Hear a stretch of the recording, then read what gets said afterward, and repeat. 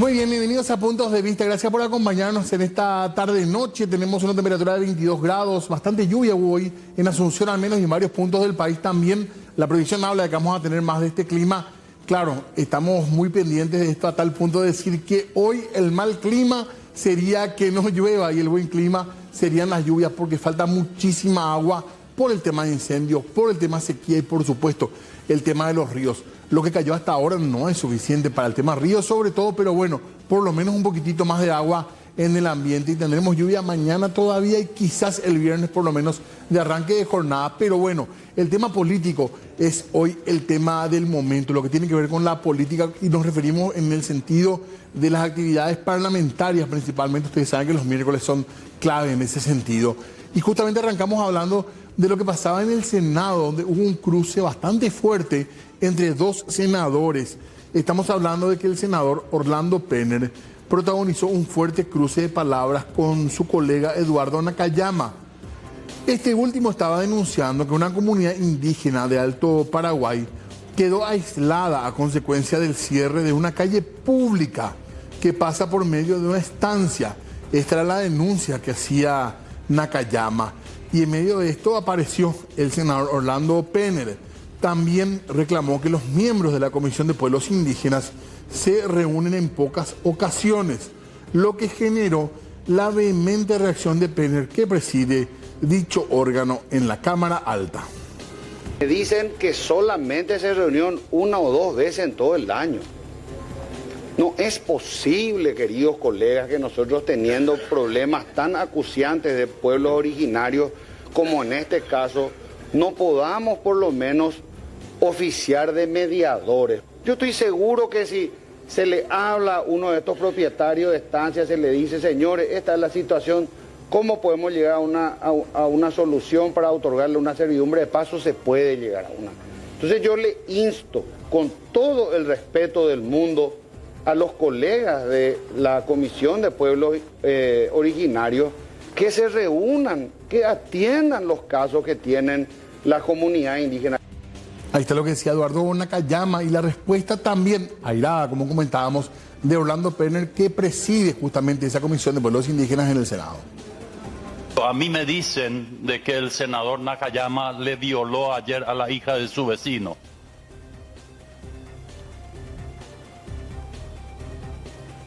Si lo que me dicen en algún lado de por ahí es suficiente para venir a acusar alegremente, irresponsablemente, colega, como si nada, obviamente lo que recién dije no es cierto, pero yo no me guío por lo que dicen de por ahí. Entonces, no me vengan acá irresponsablemente a acusar ni al presidente del INDI, tampoco a la comisión que en su pleno casi ayer nos acompañó. Es una vez y otra vez, y estas son las imágenes. Disculpen que me haya excedido un poco, pero las cosas hay que llamar por su nombre. Y cuando se acusa, entonces, si nos basamos en, me dicen que, me parece que no es suficiente, o si no voy a reiterar lo que dije también, estimado colega. Así que disculpen la vehemencia, ahí están las imágenes. ¿Se trabaja o no se trabaja? Cállese la boca si no sabe, o participe. Cállese la boca si miente. Moción de orden, colegas. O participe de la Comisión de Pueblos Indígenas. Mentiroso e irresponsable. Colegas. Ahí están las imágenes. Por favor, colegas. Bueno, les pido disculpas, menos a uno. Bueno, esa es la discusión que se daba a pensar que no era todavía el punto más caliente de la sesión del Senado. Seguimos hablando nosotros de temas vinculados a la política, en este caso para hablar de una orden de captura que fue reiterada. Estamos hablando de una orden de captura que pesa sobre Luis Ortigosa, quien estuvo al frente del INDER, y la justicia reiteró, como decíamos, la orden de captura que pesa sobre él. Estamos hablando de Luis Ortigosa, quien habría sido presidente del INDER y soporta un proceso desde el año 2019 junto a otras 4 personas por el intento de despojo y venta irregular de un inmueble donde funcionaba un aeródromo municipal en la zona de Capitán Vado, en el departamento de Amambay.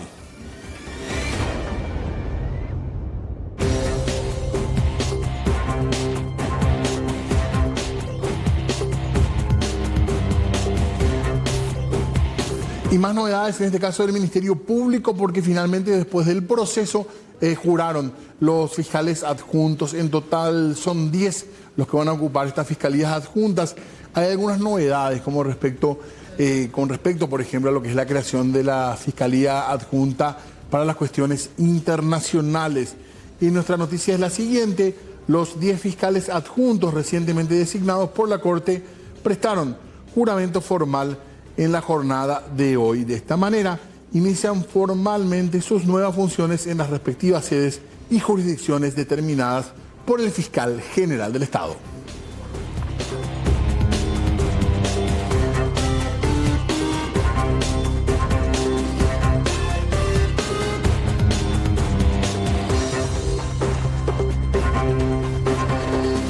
Gastando fortuna nosotros. Y esto, Marcelo, te encomiendo a vos. Ustedes tienen que pedir cuántos esterilizadores hay de tu náhuatl. El informe tiene que venir cuánto. Es para que el gasto que nosotros hacemos sea equivalente a la cantidad que nosotros acá no viene la cantidad. Acá te dice equipo tu náhuatl para tal lugar y punto. Y puede ser que vos arreglaste 2 y te cobraron por 30.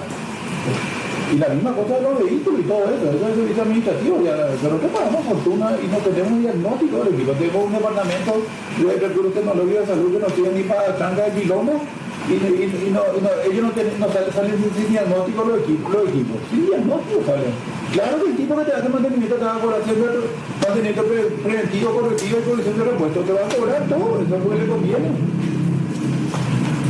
Y nosotros no hacemos esa clasificación. Nosotros tenemos que aprender a trabajar a favor de la institución, no trabajamos a favor de la institución, acá la Pinoza.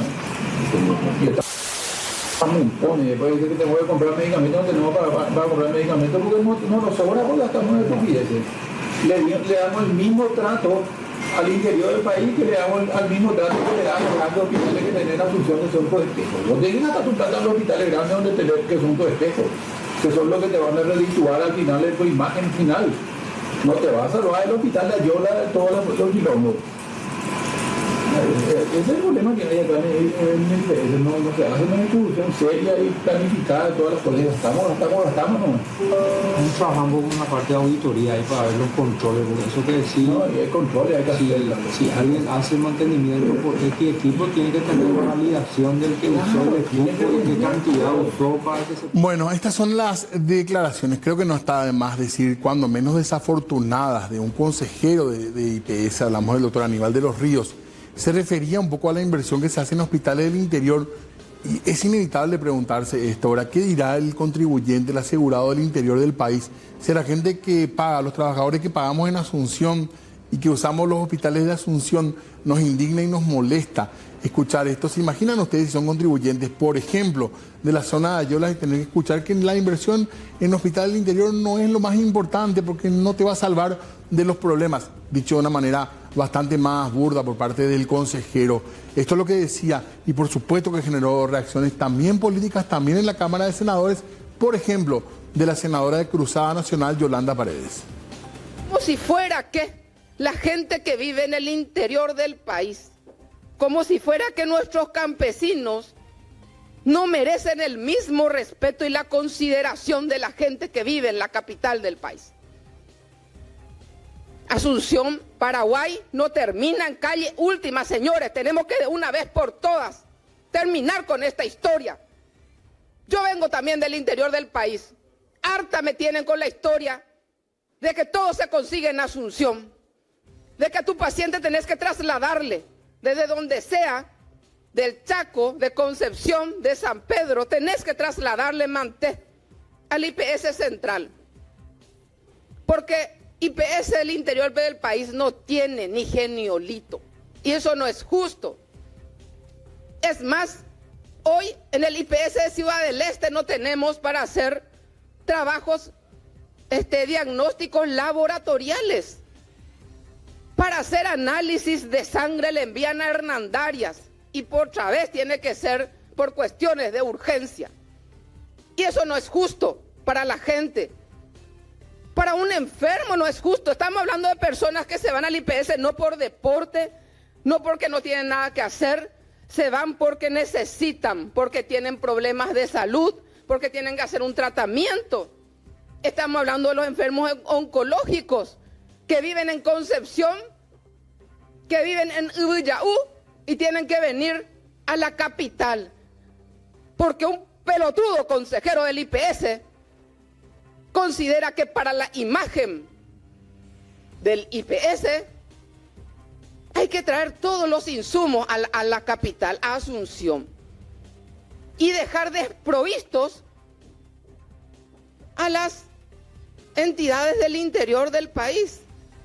Eso no puede ser. Me imagino que la ministra de Salud ya le habrá sacado de su puesto, porque él es representante del Ministerio de Salud en el Consejo de IPS. Y cuando surgió... Bueno, estábamos escuchando lo que decía Yolanda Paredes con respecto al tema del IPS, estas declaraciones, como decíamos, cuando menos desafortunadas. Veremos qué pasa con esta situación también. Pero claro, tema del día es lo que tiene que ver con las ONG y lo que fue hoy el paso de este proyecto por el Senado, donde finalmente fue aprobado en la versión de la Cámara de Diputados. Y vamos a hablar de ese tema en esta tarde-noche. Ya le agradecemos la presencia al senador Derlis Maidana, que nos acompaña aquí en estudios. ¿Qué tal, senador? ¿Cómo estás? Muy buenas noches. Muy buenas noches para vos, Diego, para toda la audiencia. Un abrazo, Gumarelo, antes que nada. Si hacemos una encuesta, vamos a decir que somos mayoría amplia y plena. Totalmente. Fíjate, senador, sí, porque... Sin ningún problema. Por el tiempo también que nos conocemos, te pido esta licencia.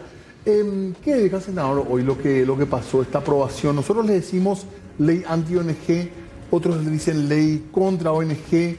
¿Qué mirada tenés sobre eso principalmente? Porque sé que también molestó esa designación que le damos a... Bueno, yo creo que venimos de hace unos 10, 15 años un movimiento de transparencia a nivel mundial. Se dio en el caso de la FIFA Gay, de todo lo que pasó en la Conmebol, lo que pasó en el Vaticano, el Vatican League, y por supuesto también un control más fuerte a nosotros que somos servidores públicos, ¿verdad? La ley de transparencia, la ley de financiamiento a los partidos políticos, las declaraciones juradas que sean públicas. Hoy cualquier ciudadano recurre al portal de la Contraloría General de la República y encuentra nuestras declaraciones juradas. Y en ese marco también se vino instalando la necesidad de aquellas organizaciones no gubernamentales que reciben primero recursos del Estado. Primeramente había una dilapidación de recursos de ONGs que recibían presupuesto general de gasto de la nación. Una senadora, me acuerdo, recorrió y dice: la oficina de la ONG Derlis Maidana se van, encuentran aviación, se dedica totalmente a otras cuestiones.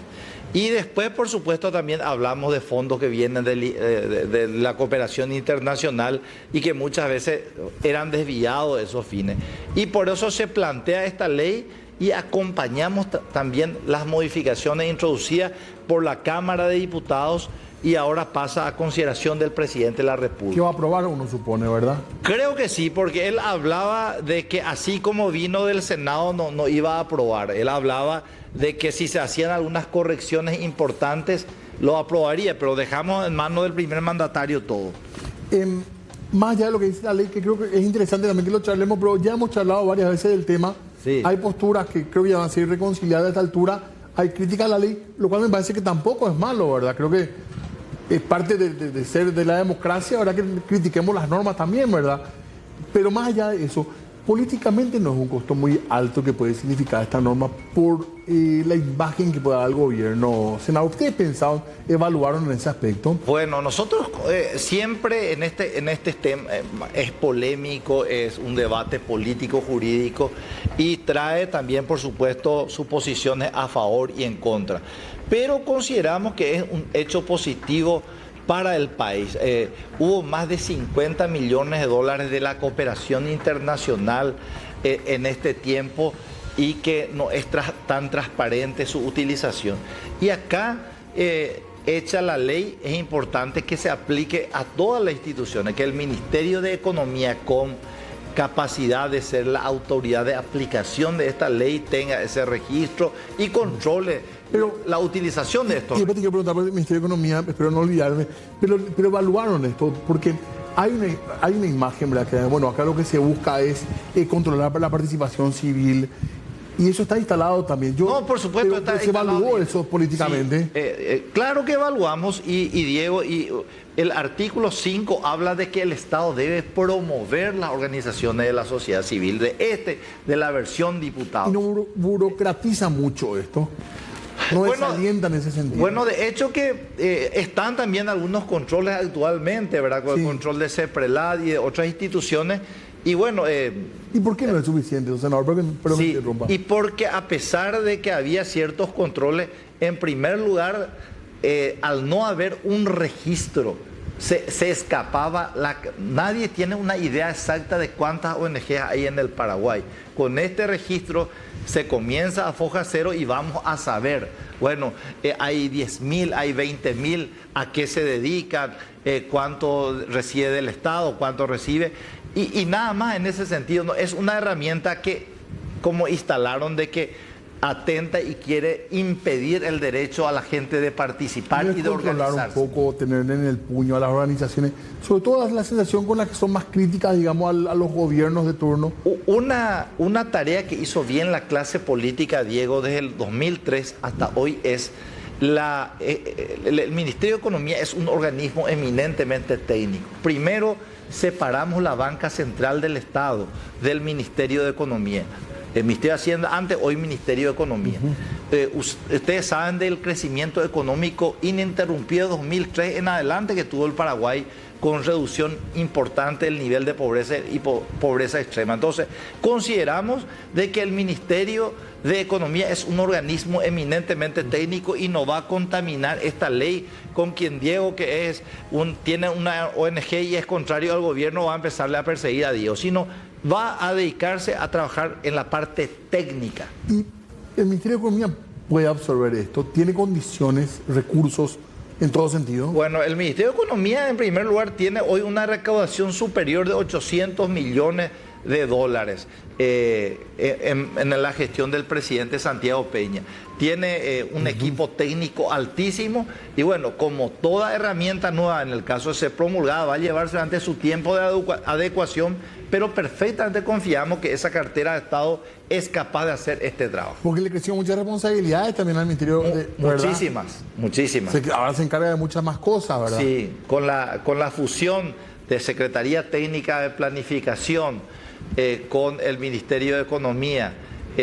Hoy tenemos un nuevo viceministerio de Capital Humano y Gestión Organizacional. Era de función pública, digamos. Que era la función pública. Después también se le unió Secretaría Técnica de Planificación y finalmente el Ministerio de Hacienda. Pero, y más todavía en la gestión del ministro Fernández Baldovino, del viceministro Lovera, Charotti y Andrea Picasso, creemos de que esa autoridad de aplicación de esta ley puede trabajar bien. En algunas declaraciones de Fernández Baldovino no parecía muy conforme con esta norma. ¿Ustedes charlaron con él? Bueno, de hecho que fue convocado también y hablaba de que él creo que dijo que esta ley no tiene que desalentar ni coartar la participación ciudadana. Pero en estos articulados que introdujo Cámara de Diputados se garantiza plenamente. Ahora, los referentes del Ejecutivo, del mismo movimiento de ustedes, fueron mucho más cautos, menos entusiastas con esta ley que ustedes, senador. Así es, porque yo creo que al partir esta iniciativa del Senado, no precisamente del Ejecutivo, entonces claramente no es un proyecto del Ejecutivo, es una iniciativa de varios colegas senadores. Y bueno, y siempre uno por su proyecto, a veces uno es más fanático que proyecto de otra gente. Muchos dicen también que esta ley, en caso de que alguien vaya a la Corte, va a conseguir un recurso. Y claro, y esa es una herramienta que está garantizada en nuestra Constitución. Quien no está de acuerdo con una ley, un decreto, un reglamento, por supuesto está la Sala Constitucional de la Corte que declara en interpartes, como le llaman ellos, la inaplicabilidad. Claro, eso va a ser solamente para el que recurre, ¿verdad? No, por supuesto, va a tener no es erga omnes, no es contra todos. Así mismo. ¿Y por qué la urgencia del tratamiento de este proyecto, senador? ¿Cuál fue la...? A mí me queda la sensación de que hay otra motivación que no estamos llegando a conocer. Bueno, y ahí podemos especular, nosotros podemos decir muchas cosas que a lo mejor tampoco son ciertas. Bueno, Diego, en primer lugar, este proyecto fue presentado a fines del año pasado. Se retiró, se hicieron varias correcciones, tuvimos varias audiencias públicas. Yo en mi comisión de legislación organicé muchísimas audiencias públicas y fruto de ello también incorporamos algunas propuestas de las organizaciones no gubernamentales. Y finalmente, después de un debate, se aprobó en el Senado, fue a diputados. Fruto del debate también se introdujeron estas modificaciones y bueno, yo creo que en 10 meses está saliendo y pasa al Ejecutivo. O sea, que no es una que metimos hoy, aprobamos en comisión y la siguiente sesión ya estaba los votos en el Senado. Con respecto a la versión de diputados que se aprobó, hubo puntos que eran muy criticados que fueron modificados. ¿Puede contarnos, senador? ¿Puede contarnos por lo más importante de las modificaciones? Lo más importante porque creo que hay cambios que son interesantes de escuchar. Sí, nosotros la parte punitiva sobre todo, en el artículo 3, en primer lugar, se le saca a los partidos y movimientos políticos. ¿Por qué se les saca? Dice, porque los políticos no hacen controlar. Porque los partidos políticos tienen su sistema de control de financiamiento político que está en la justicia electoral. Hay toda una dirección de financiamiento político en el TSJE que controla las rendiciones. Y le sacamos a las organizaciones campesinas, las iglesias, las comisiones vecinales, junta de saneamiento. ¿Clubes deportivos? Clubes deportivos no profesionales. Los clubes deportivos profesionales están controlados por CEPRELAT. Los clubes deportivos no profesionales les sacamos de esta ley porque ellos claramente no persiguen un interés del lucro, sino participan más bien un amor al deporte amateur. Senador, tenemos que hacer una pausa nosotros. Te pido por favor que te quedes con nosotros para seguir charlando de este tema que es muy interesante. Perfecto. Un breve corte y hablamos.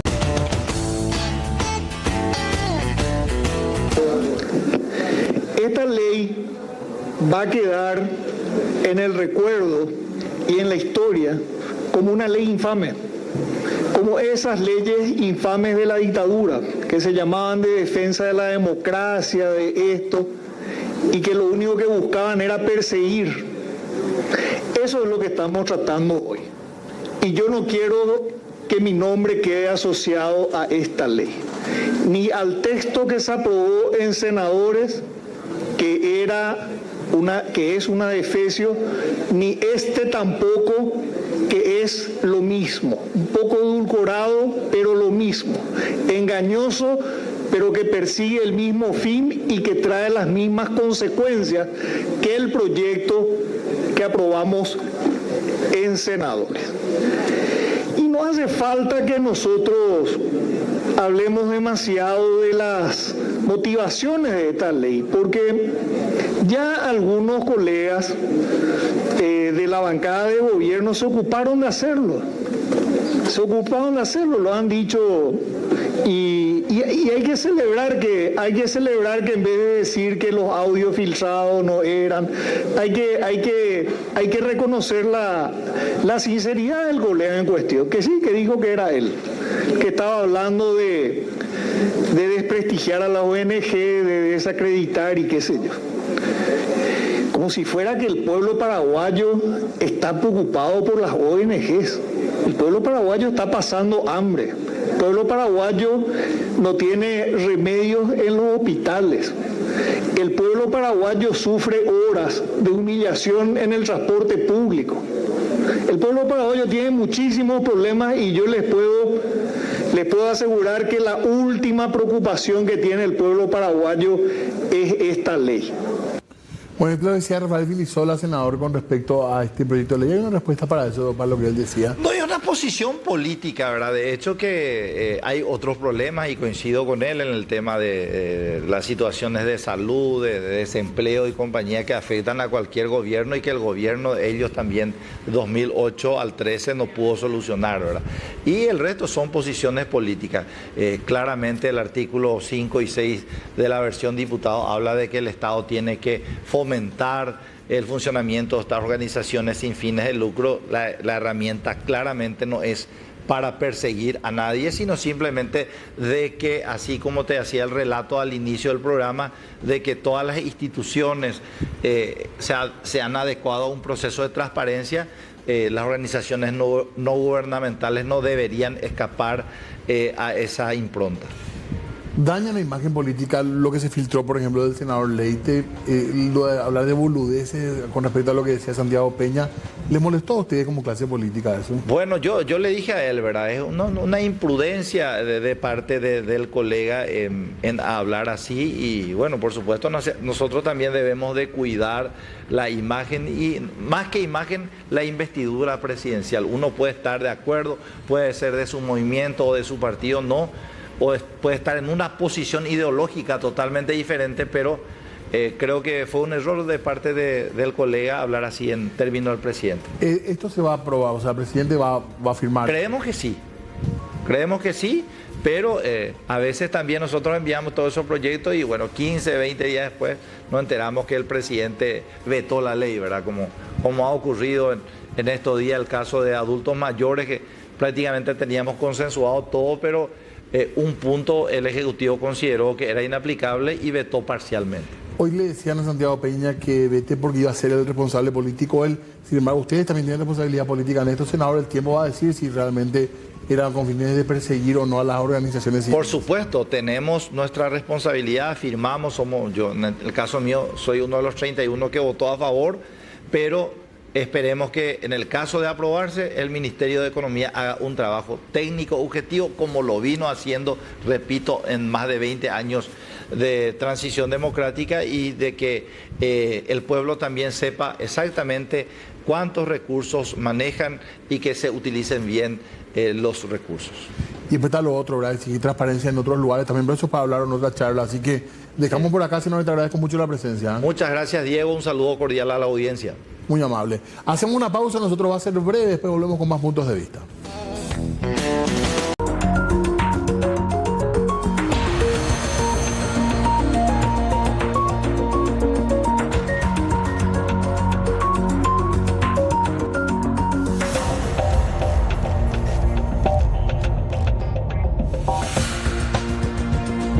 Bueno, estamos con imágenes también de Florida, Estados Unidos, ya cerca del huracán.